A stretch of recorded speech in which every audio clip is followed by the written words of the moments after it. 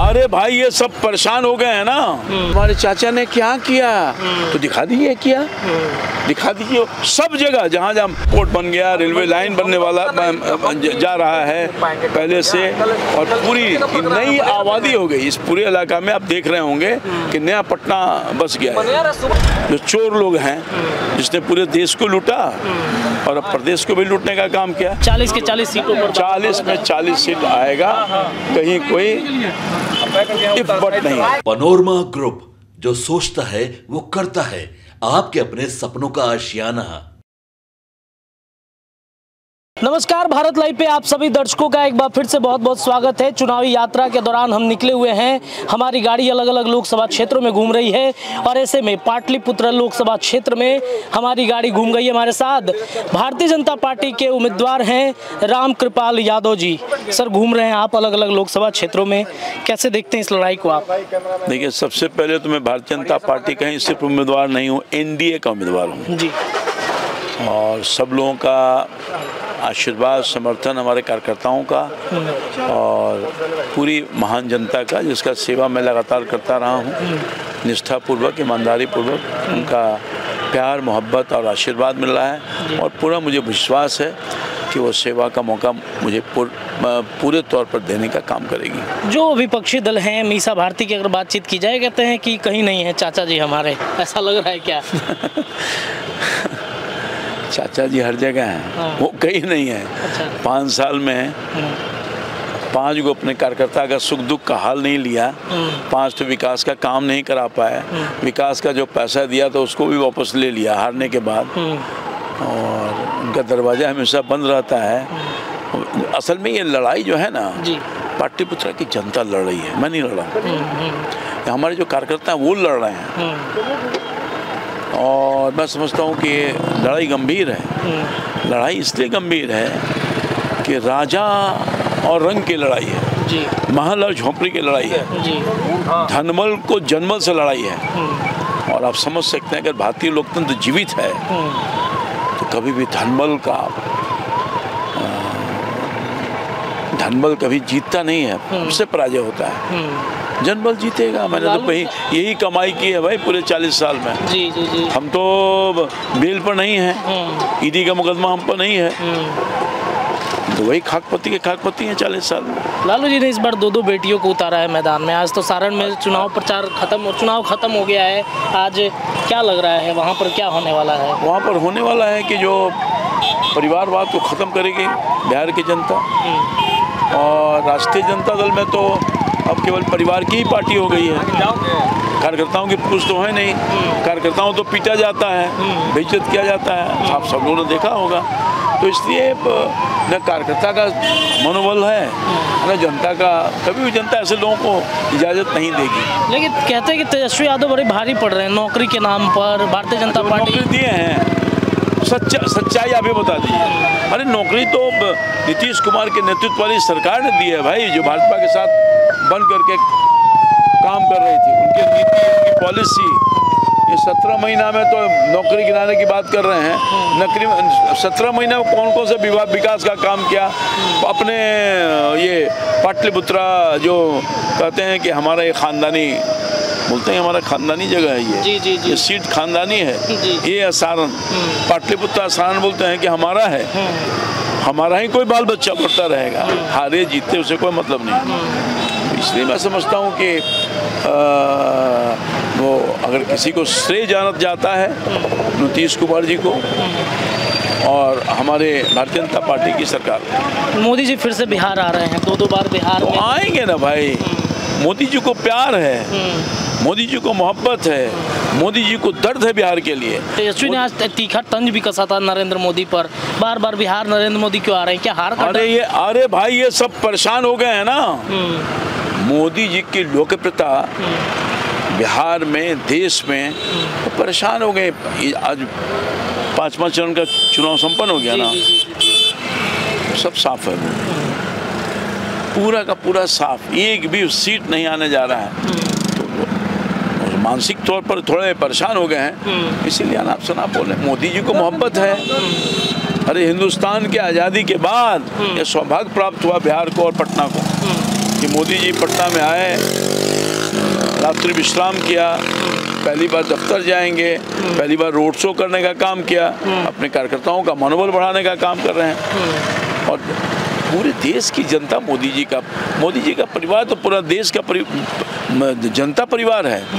तो इसलिए अपने परिवार को देखने के लिए, उसको समझने के लिए आ रहे हैं। और ख़ास तौर पर जो हमारे बहुत ही बड़े नेता सुशील मोदी जी अब नहीं रहे जी जी, तो उनके घर में जाकर संवेदना भी व्यक्त करेंगे। रामकृपाल जी के लिए नरेंद्र मोदी एक जनसभा करने वाले हैं, सपोर्ट करेंगे नरेंद्र मोदी? लग रहा है कि मतलब विरोधी टिक पाएंगे? विरोधी है ही नहीं है, क्या टिक पाएंगे? खड़ा है, अरे कुछ कंट्रीब्यूशन है विरोधियों का। आप पूछिए, जनता से पूछ के नहीं आया है, आप तो कर रहे हैं, सबसे पूछ रहे होंगे। एक कंट्रीब्यूशन दे दे, एलिवेटेड रोड यहाँ से जा रहा है, मोदी की सरकार, मेरा प्रयास। यहाँ पर जो शेरपुर से लेकर के छपड़ा की ओर वो पुल का निर्माण हो रहा है, काम शुरू हो गया है, दियारा में गिर गया है। ये जो गंगा के किनारे का जो मेरीन ड्राइव, माननीय मुख्यमंत्री जी ने मेरे आग्रह पर एक्सटेंशन कर दिया, मनेर से होते हुए बीटा तक, कोइलवर तक कर दिया।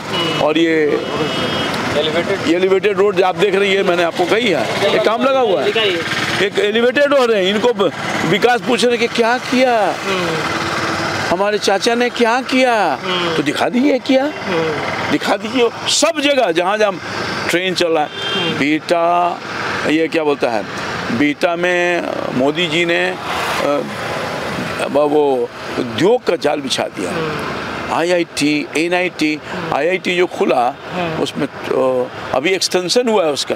ESI का हॉस्पिटल यहीं पर जी, आप जरूर दिखाइए, मैं आपसे आग्रह कर रहा हूँ। सर बिल्कुल, हम 350 बेडेड हॉस्पिटल है, मुफ्त में इलाज हो रहा है सब गरीबों का, मेरे आग्रह पर। मेडिकल कॉलेज खुल दिया। अरे मोदी तो काम ही काम किया है। हाँ, हमसे अगर पूछिएगा, ट्रेन चलवा रहे हैं, ये वो नेवरा से दनियावा तक जो इलाका जंगल था, ये 6 लेन यही ऐसी थी इलाके में। अभी हम जहाँ आने वाले हैं, यहाँ कन्हौली से लेकर 6 लेन है, वो रामनगर तक सरमेरा पथ जिसको बोलते हैं, 6 लेन कर दिया। अरे इस इलाके का चेहरा बदल दिया भाई, आर्थिक गतिविधि मजबूत हो गई, किसान जो परेशान था वो आज खुशहाल हो गया है, रोजी रोजगार के अवसर। जब सड़क जाएगा, पुल जाएगा, पुलिया बनेगा, इंफ्रास्ट्रक्चर बढ़ेगा, रेल जाएगा, हवाई अड्डा, अरे बाप, बेटा का हवाई अड्डा खत्म हो गया था, बहुत बाधा हो गया था। मैं प्राइम मिनिस्टर को धन्यवाद देना चाहता हूं, मैंने उनसे आग्रह किया, और जो तकनीकी बाधा था जिसकी वजह से नहीं बनना तय लगो माना जा रहा था, मैं धन्यवाद देना चाहता हूँ नीतीश कुमार जी को भी। उन्होंने 8 एकड़ जमीन पुनः देने का काम किया है। अभी यही बनेगा, आपने देखा होगा कि अगले 2 महीने के अंदर काम प्रारंभ होगा। तो ये इतना काम मैंने गिना दिया मौखिक रूप से। ट्रेन का स्टॉपेज, ये बीटा स्टेशन लगभग 90 करोड़ रुपये की राशि आवंटित हुई है स्टेशन के निर्माण के लिए। बीटा से लेकर Aurangabad rail line final stage survey हो रहा है, वो भी हो रहा है। कितना मैं बताऊं, थक जाइएगा सुनते सुनते। यहाँ पे एक मुद्दा बड़ा गंभीर रहता है, क्योंकि बिहटा जो है इंडस्ट्रियल एरिया के रूप में डेवलप हो रहा है, कितने इंडस्ट्रीज आ रहे हैं। क्या रामकृपाल जी इस बार आप सांसद बनेंगे तो इंडस्ट्री स्थापित होंगी? निश्चित तौर पर इंडस्ट्रीज हुआ है, आया हुआ है, माहौल बन रहा है। इंफ्रास्ट्रक्चर यहाँ नहीं था, इंफ्रास्ट्रक्चर बन गया है, चारों तरफ 4 लेन 6 लेन बन गया है, यहाँ लॉ एंड ऑर्डर कंट्रोल हो गया है, बिजली अब पर्याप्त मात्रा में मिल रहा है और शांति है। बिहार में तो सब कुछ है, एयरपोर्ट बन गया, रेलवे लाइन बनने वाला जा रहा है पहले से, और पूरी नई आबादी हो गई इस पूरे इलाका में। आप देख रहे होंगे कि नया पटना बस गया है, इसकी पूरा ये हब हो जाएगा। नई दिल्ली में जैसे नोएडा हो गया है, वही नोएडा ही है, ग्रेटर पटना क्या बोलिए। तो ये सब जो ये देखिए, ये सब जो सड़क चलने पहले सड़क था, ये सब नीतीश कुमार और मोदी यानी भाजपा की सरकार का ये देन है। चल नहीं सकती, इतना बोल्डर था, बोल्डर पिच था। आप वही देखिए, दानापुर से लेके मनेर आने तक और बीटा आने तक सड़क था ही नहीं।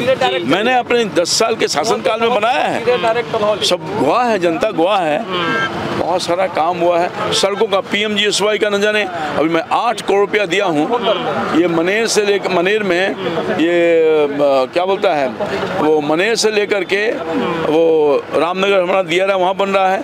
PW का पथ निर्माण हो गया, वो हल्दी छपरा है जो वहाँ पर जाने वाला सड़क जो है कितना बदहाल था। माननीय मुख्यमंत्री ने उसको स्वीकृति प्रदान कर दी, काम लगा हुआ है। सब जहाँ जाइएगा वहीं विकास। ये विनाश करने वालों से अब पिंड छूट गया है। अब कोई नहीं चाहता है कि विनाश हो जाए बिहार का, पटना का, पाटलिपुत्रा का। ये सब विनाशकारी जो भ्रष्टाचारी लोग हैं, जो चोर लोग हैं, जिसने पूरे देश को लूटा और अब प्रदेश को भी लूटने का काम किया, इन सब लोगों से निजात बिहार की जनता चाहती है, पटना की जनता चाहती है और पूरे देश की जनता चाहती है। इसलिए इनको सब लोग जेल में, कोई बेल पर है, कोई जेल में है, कोई जेल जाने वाला है। ये सब लोग डरे हुए हैं, इसलिए मोदी को रोकने की कोशिश कर रहे हैं। और एक बड़ी बात है, मोदी चूंकि गरीब का आदमी है, मोदी चूंकि अति पिछड़ा समाज का आदमी है, इसलिए लोगों को बर्दाश्त नहीं हो रही है कि मोदी कैसे गरीब के लिए काम कर रहा है, किसानों के लिए काम कर रहा है, तरक्की उन्नति करने का काम कर रहा है। तो इसलिए ऐसे लोग, मोदी की गारंटी काम आएगी, मोदी की गारंटी काम आई है, आएगी। मोदी जो कहते हैं सो करते हैं। ये सब तो ये जो एलिवेटेड रोड देख रहे हैं ना, मोदी जी ने तो दिया है। 40 के 40 सीटों पर 40 में 40 सीट आएगा, कहीं कोई बट नहीं। चलिए, तो देखिए, रामकृपाल यादव जी थे, NDA के उम्मीदवार हैं और पाटलिपुत्र लोकसभा क्षेत्र में ये सड़क मार्ग से अलग अलग क्षेत्रों में जा रहे हैं, जनता से मिल रहे हैं। और जैसा कि इन्होंने बताया कि कैसे परिस्थितियां बदली हैं पाटलिपुत्रा की 10 सालों में, आने वाले दिन में और भी बदलेंगे। फिलहाल चुनावी यात्रा की इस कड़ी में इतना ही, लेकिन भारत लाइव पर लगातार चुनाव से जुड़ी तमाम खबरें आपको देखने के लिए मिलेंगी। बहुत बहुत धन्यवाद। पनोरमा ग्रुप, जो सोचता है वो करता है। अगर ये वीडियो पसंद आई और वह बिहार के राजनीति और बिहारियत से सरोकार रखेनी तो सब्सक्राइब बटन दबा के चैनल के सब्सक्राइब कर ली। ओजे एगो घंटी बा, ओकरा बटन दबा देला से कुल सटीक और मारक खबर रुआ मुफ्त में मिल जाई। अगर रुआ पत्रकारिता के हमनी के नया प्रयोग में सहयोग कर चाहतानी तो ज्वाइन बटन दबा दी। पेटीएम नंबर नोट कर ली 9386816700। धन्यवाद।